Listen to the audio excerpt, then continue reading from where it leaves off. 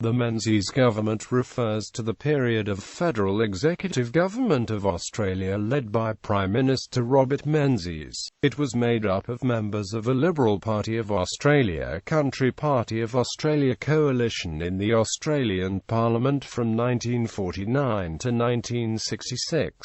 Menzies led the Liberal Country coalition to election victories in 1949, 1951, 1954, 1955, 1958, 1961 and 1963. Robert Menzies was Australia's longest-serving Prime Minister. He had served a previous term as Prime Minister as leader of the United Australia Party from 1939 to 1941. Background: United Australia Party. The United Australia Party had been formed as a new Conservative alliance in 1931, with Labor defector Joseph Lyons as its leader and John Latham, hitherto leader of the Nationalist Party of Australia, as his deputy. The stance of Lyons and another former Labor minister, James Fenton, against the more radical proposals of the Labor movement to deal the Great Depression had attracted the support of prominent Australian Conservatives. In March 1931, though still a member of the AL, Lyons supported a no-confidence motion against the Scullin Labor government, and the UAP was formed from a coalition of citizens groups and with the support of the Nationalist Party. In November 1931, Lang Labor dissidents chose to challenge the Scullin Labor government and align with the UAP to pass a no-confidence, and the government fell. With Australia still suffering the effects of the Great Depression, the newly formed United Australia Party won a landslide victory at the 19th of December 1931 election, and the UAP commenced its first term in government in January 1932. The Lyons government won 3 consecutive elections, pursuing a conservative fiscal policy of balanced budgets and debt reduction, while stewarding Australia out of the Depression. Lyons' death in April 1939 saw Robert Menzies assume the prime ministership on the eve of World War II. After a decade in office, the party had declined in popularity, and faced the demands of war in a shaky coalition with the Country Party, forced to rely on the support of independents following the 1940 election. Menzies resigned in 1941, whereupon the UAP was unable to replace him with a suitable leader and allowed the leader of the junior coalition party, Arthur Fadden, to take office. The Fadden government lasted just 40 days, before the independents crossed the floor, bringing Labour's John Curtin to the prime ministership just prior to the outbreak of the Pacific War. Labour's John Curtin proved a big wartime leader, and the Curtin government won in a landslide in the 1943 election. In the aftermath of this defeat, the UAP began to disintegrate, and Australian Conservatives and anti-socialist Liberals looked to form a new political movement to counter the Australian Labor Party. Foundation of Liberal Party. 14 political parties had allied to form the United Australia Party, but disenchantment with the United Australia Party was now widespread. A group of New South Wales members had formed the New Democratic Party. This new group looked to Robert Menzies to provide leadership. Menzies called a conference of Conservative parties and other groups opposed to the ruling Australian Labor Party, which met in Canberra on 13 October 1944, and again in Albury in December 1944.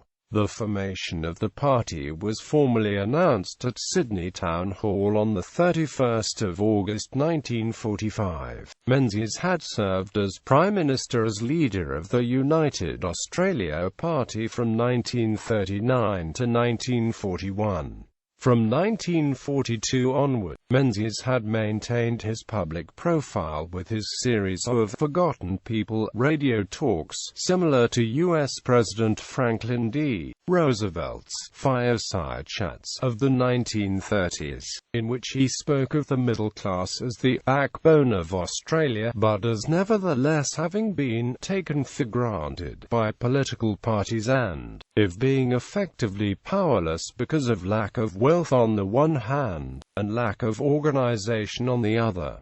Outlining his vision for a new political movement in 1944, Menzies said, Menzies wanted the new party to be independent of interest groups like big business and sought to organize a structure under which the party would only receive money from individuals in small amounts, rather than from trade groups or associations. After only modest gains against Labour at the 1946 election, Menzies saw out another 3 years as opposition leader, opposing Labour's efforts to nationalise Australia's banks, criticising petrol rationing and speaking out against communism in the early stages of the Cold War. Menzies characterised the incumbent Chifley government as socialist, with Arthur Fadden of the Country Party as his deputy. Menzies led the Liberal Country Party coalition to victory at the 1949 election. He was now to become the longest-serving Prime Minister in Australian history. Terms into office. Following victory in the 1949 election, the Menzies government secured a double dissolution election for the 28th of April 1951, after the Australian Labor Party-controlled Senate refused to pass the Menzies banking legislation. The Liberal Country coalition was returned with a reduced majority in the lower house, but with control of the Senate. The government was returned in the aftermath of the Petrov affair in the 1954 election and again after the formation of the anti-communist Democratic Labour Party split the Australian Labor Party early in 1955, and Australia went to the polls in December 1955. John McEwen replaced Arthur Fadden as leader of the Country Party in March 1958, and the Menzies-McEwen coalition was returned again at elections in November 1958. The third victory against Labour's H.V. Evatt. The coalition was narrowly returned against Labour's Arthur Calwell in the December 1961 election, in the midst of a credit squeeze. Menzies stood for office for the last time in the November 1963 election, again defeating Calwell, with the coalition winning back its losses in the House of Representatives. Menzies went on to resign from Parliament on 26 January 1966. Menzies' 1949 cabinet had the leader of the Country Party, Arthur Fadden, as the Treasurer and Deputy Prime Minister, and included Dame Enid Lyons as the first woman to serve in an Australian cabinet. Economy and trade. After winning office in 1949, Menzies fulfilled his promises to end rationing of butter, tea and petrol and provide a 5-shilling endowment for firstborn children as well as for others. Australia experienced a prolonged economic boom during the Menzies years. Menzies remained a staunch supporter of links to the monarchy and British Commonwealth, but formalised an alliance with the United States and launched post-war trade with Japan, beginning a growth of Australian exports of coal, iron ore and mineral resources that would steadily climb until Japan became Australia's largest trading partner. John McEwen, as Minister for Commerce and for Trade, negotiated the Agreement on Commerce between Australia and Japan, which was signed in July 1957. The agreement carried political risk for the Menzies government, because memories of atrocities perpetrated on Australians by Japan in World War II were still strong in the community. Britain, meanwhile, was negotiating entry into the European Economic Community in the early 1960s, with major implications for Australian trade. which had previously enjoyed preferential treatment in the UK. McEwen was active in maintaining tariff protections for agriculture, mining and manufacturing, which he believed would sustain employment and contribute to national defence. In the early 1950s, External Affairs Minister Percy Spender helped to establish the Colombo Plan for providing economic aid to underdeveloped nations in Australia's region. Under the scheme, many future Asian leaders studied in Australia. Other than blocking the nationalisation of the banking system by the Labour Party, Menzies privatised the Commonwealth Oil Refinery. The wool industry remained a mainstay of the economy through the 1950s. Indeed, it was said that the Australian economy rode on the sheep's back. Nevertheless, important developments in further industries occurred, such as the construction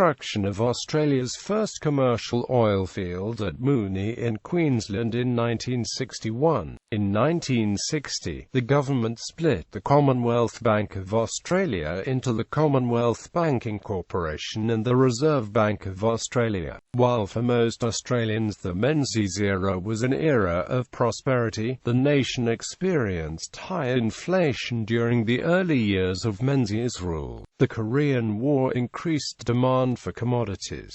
Wool in particular boomed, leading to a rise in growers' incomes, but also to inflation. The arbitration court helped stabilize wages from 1953.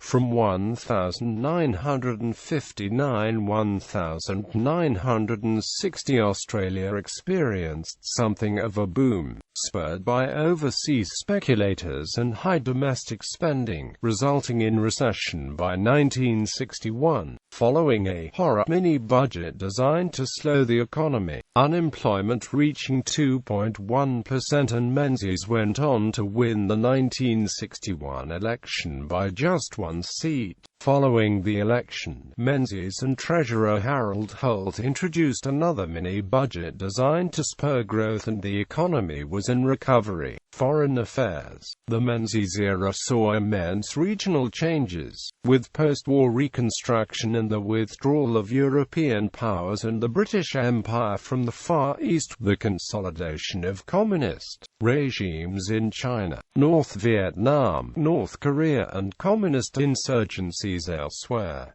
Cold War. Menzies was firmly anti-communist. In 1950 his government committed troops to the Korean War and attempted to ban the Communist Party of Australia. Menzies secured passage of the Communist Party dissolution bill through Parliament in June 1950.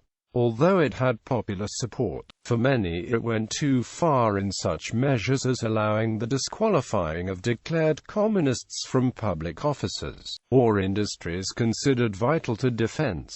The bill had the support of anti-communist Labour senators, and passed through Parliament. Early in 1951, however, the High Court declared the Act invalid for unconstitutionally interfering with civil liberties and property rights. Following the 1951 election, Menzies held a referendum seeking power for the federal parliament to legislate with respect to communists, or communism as the parliament considers to be necessary or expedient for the defensive security of the Commonwealth. Labour leader H.V. Avat campaigned against the proposal, and the referendum was narrowly defeated. In 1951, during the early stages of the Cold War, Menzies spoke of the possibility of a looming Third World War. Soviet diplomat Vladimir Petrov and his wife defected from the Soviet embassy in Canberra in 1954, revealing evidence of Russian spying activities, and Menzies called a royal commission. The Labour Party split over concerns about the influence of the Communist Party over the trade union movement, leading to the foundation of the breakaway Democratic Labour Party, whose preferences supported the Liberal and Country Party. party, in return for key concessions, like funding for Catholic schools. The new party never won a House of Representatives seat, but often held the balance of power in the Senate. Treaties and defense. Australia signed the official peace treaty with Japan in San Francisco in 1951, but by this point, the world had entered a new intense period in international relations, the Cold War. With the memory of Japanese expansionism fresh in the Australian experience, and with the commencement of the Cold War seeing the Soviet Union dominating Eastern Europe, the Chinese Communist Party winning the Chinese Civil War in 1949 and Communist North Korea invading South Korea in 1950, Australia sought security outside its traditional allegiance to Britain.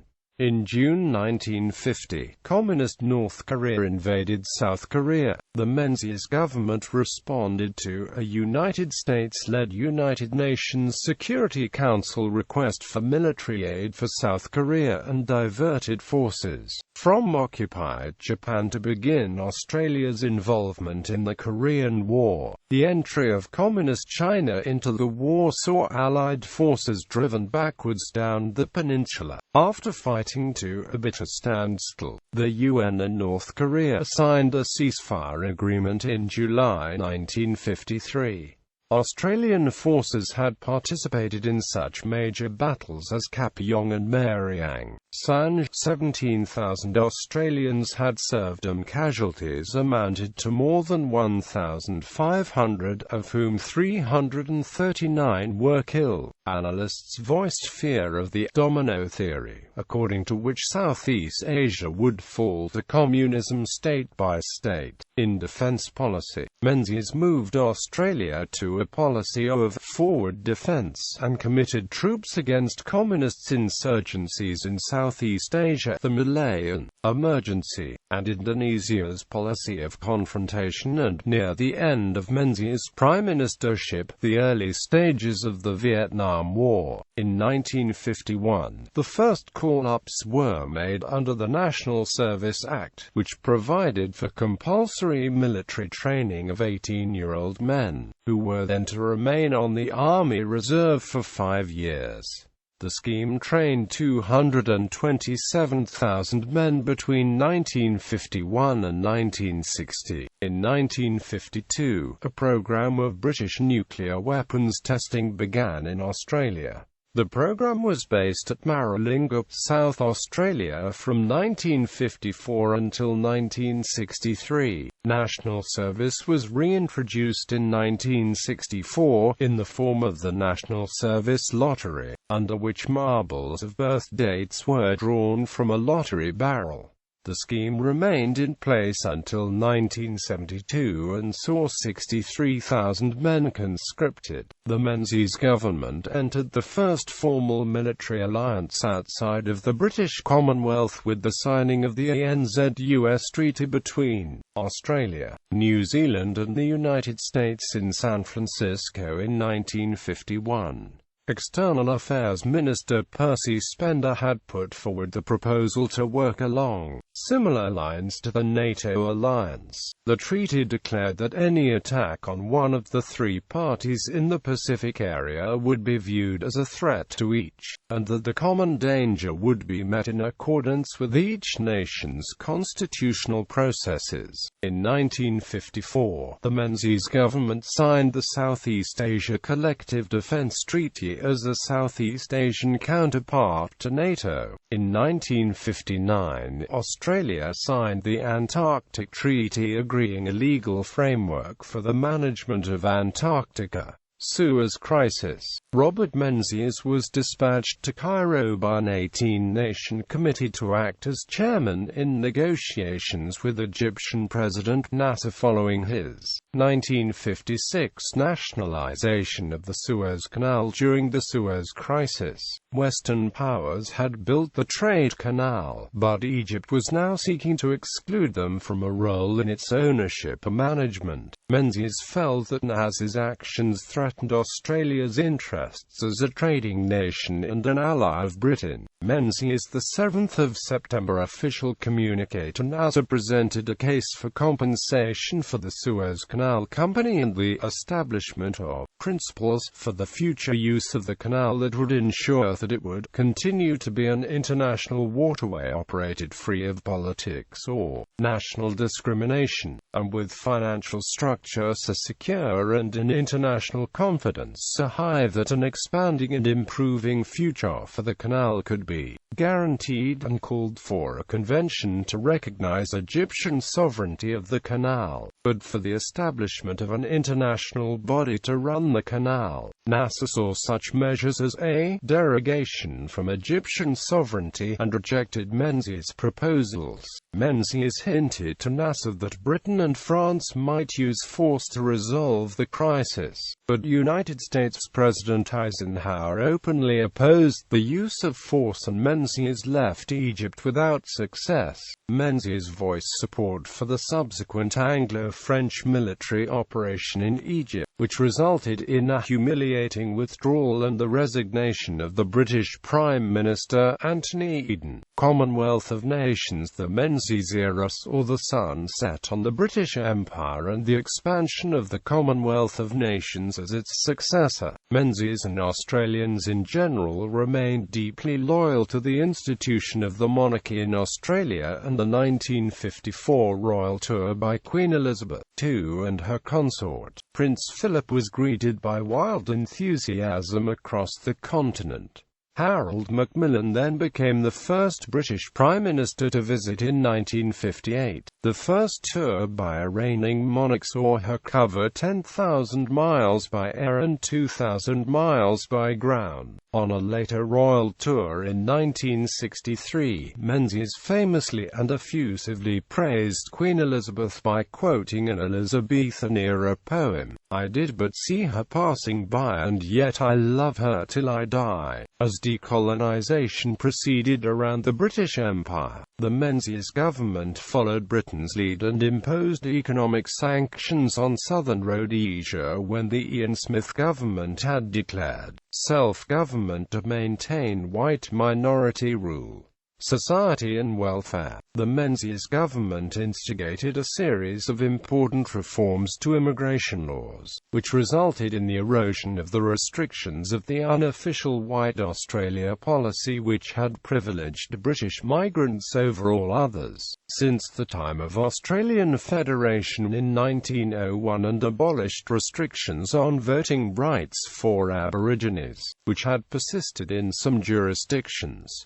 In 1953, the government introduced a number of reforms to the existing provision of health services. These reforms served as the basis for the future expansion in the provision of public health and aged care services. The first major health reform was the creation of a voluntary, contributory national health scheme through the National Health Act, 1953.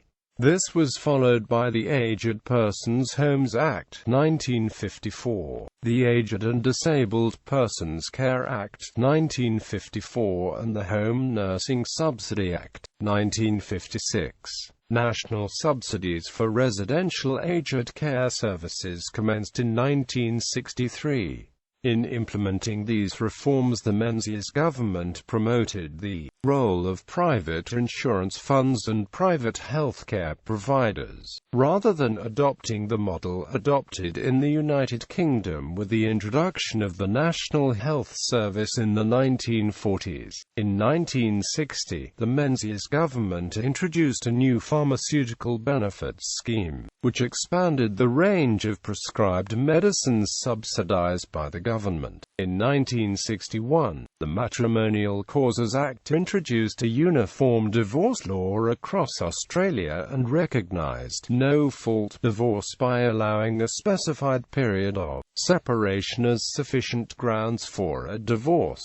Immigration. Beginning in 1949, Immigration Minister Harold Holt decided to allow 800 non-European war refugees to remain in Australia, and Japanese war brides to be admitted to Australia. In 1950, External Affairs Minister Percy Spender instigated the Colombo Plan, under which students from Asian countries were admitted to study at Australian universities. Then in 1957, non-Europeans with 15 years residence in Australia were allowed to become citizens. In a watershed legal reform, a 1958 revision of the Migration Act introduced a simpler system for entry and abolished the dictation test, which had permitted the exclusion of migrants on the basis of their ability to take down a dictation offered in any European language. Immigration Minister Sir Alexander Downer announced that distinguished and highly qualified Asians might immigrate. Restrictions continued to be relaxed through the 1960s in the lead-up to the Holt government's Watershed Migration Act, 1966. Aboriginal affairs. Campaigns for Aboriginal rights gathered pace in Australia during the Menzies era. When Menzies assumed office, Aborigines were still excluded from voting in federal elections in Queensland and West Australia. In 1949, Parliament legislated to ensure that all Aboriginal ex-servicemen should have the right to vote. In 1961, a parliamentary committee was established to investigate and report to the Parliament on Aboriginal voting rights, and in 1962, Menzies Commonwealth Electoral Act provided that all Indigenous Australians should have the right to enrol and vote at federal elections. In 1963, Yolngu people petitioned Parliament with the famous Yirrkala Bark petitions, after the government excised land from the Arnhem Land Reserve without consulting the traditional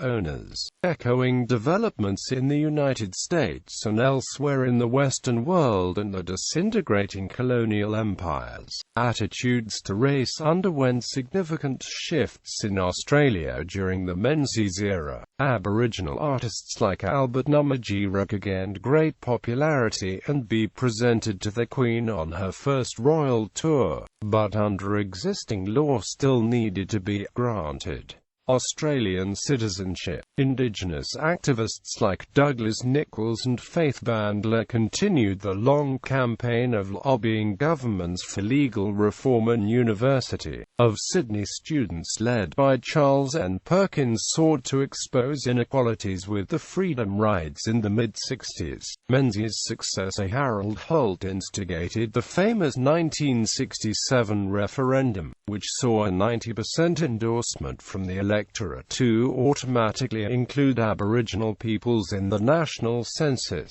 Education, science and infrastructure. The Menzies government extended federal involvement in education and developed the city of Canberra as the national capital. Menzies introduced the Commonwealth Scholarship Scheme in 1951, to cover fees and pay a generous means-tested allowance for bright students from lower socio-economic groups. In 1956, a committee headed by Sir Keith Murray was established to inquire into the financial plight of Australia's universities.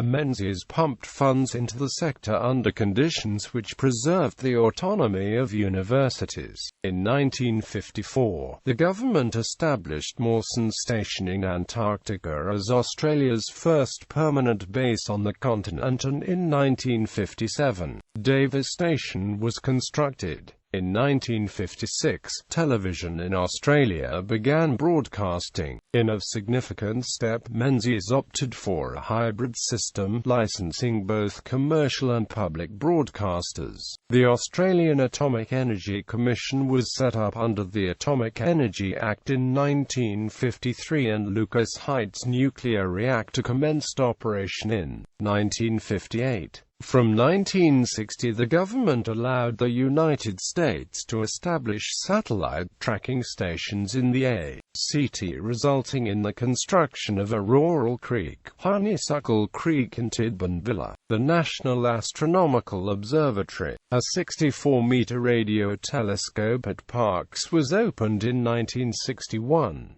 These facilities would prove crucial to the United States lunar program. Australia joined the International Telecommunications Satellite Consortium in 1964. In 1960, money was set aside for the construction of the long-delayed Lake Burley Griffin, the original centerpiece of the design for Canberra. In 1962, an interstate coaxial cable linking the eastern seaboard cities was completed.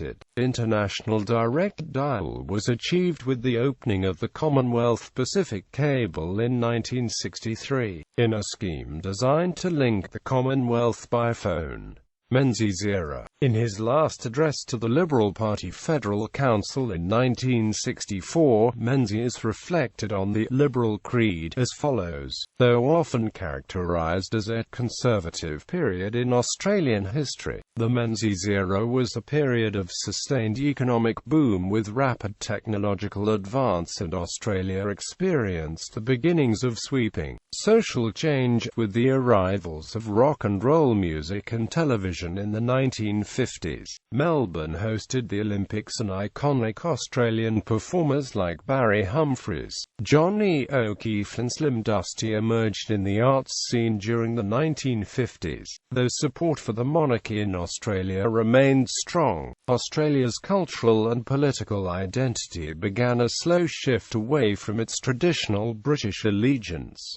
Retirement of Menzies. Menzies was knighted in 1963, and was honoured in 1965 by being appointed to succeed Winston Churchill as Constable of Dover Castle and Warden of the Cinque Ports. Menzies' second period as Prime Minister lasted a record 16 years and 7 consecutive election victories, and ended in his voluntary retirement on the 26th of January 1966, aged 71. Harold Holt replaced the retiring Menzies in 1966, and the Holt government went on to win 82 seats to Labour's 41 in the 1966 election.